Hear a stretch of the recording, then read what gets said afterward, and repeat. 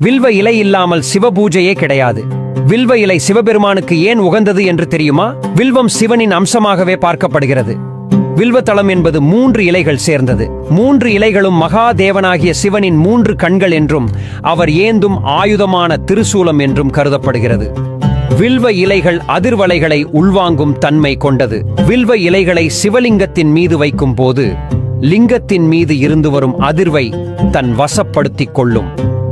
இதனால்தான் சிவலிங்கத்திலிருந்து எடுக்கும் வில்வ இலைகளை நாம் வைத்துக் கொள்ளும் போது ஆரோக்கியம், நல்வாழ்வு, மனநிலை ஆகிய 3லும் மாற்றத்தை கொண்டு வருகிறது. இதனால்தான் வில்வ இலைகளை சிவ மூலிகை சிகரம் என்றும் மும்மூர்த்திகளின் உறவிடம் என்றும் போற்றப்படுகிறது.